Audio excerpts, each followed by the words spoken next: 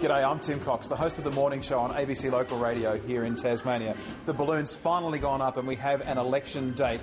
And I've come to this swing club here in North Hobart to see if any of the politicians has the right move to woo the voters. And that'll start everyone humming and think. The melody's done, repeat and repeat.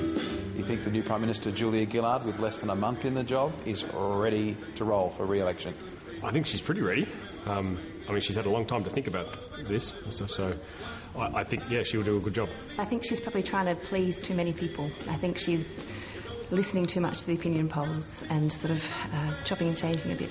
Tony Abbott's all of a sudden starting to look like a long-term leader in federal politics. How do you think he's going? I think if an opposition leader wants to become the Prime Minister, then they actually have to come across as positive and have something to sell. He comes across as a schoolboy who's just wants the cake but can't get to it. I think he makes a pretty good opposite for Julia.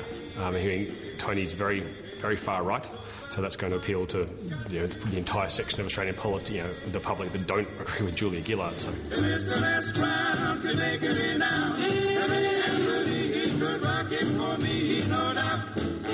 What do you think of the unresolved issues that are most pressing?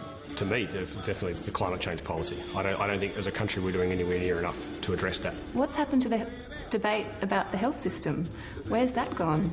Hasn't really been mentioned since Kevin Rudd was ousted. I think the way we're treating boat people is inhumane, and I don't like Labor or Liberals' approach trying to outdo themselves to how negative they can be. It's a race to the bottom, and they're both very close to it. To make it complete, does everyone swing it? Do you have any tips for candidates at any level to perhaps liven things up a little? I think as far as we're concerned, the obvious response would be you should take up some dancing and come along to some swing dance classes.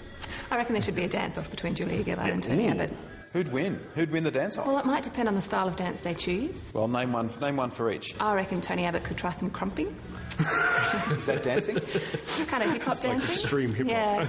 And Julia Gillard would probably do very well in swing dancing, I think. She's got a bit of the elegance to her.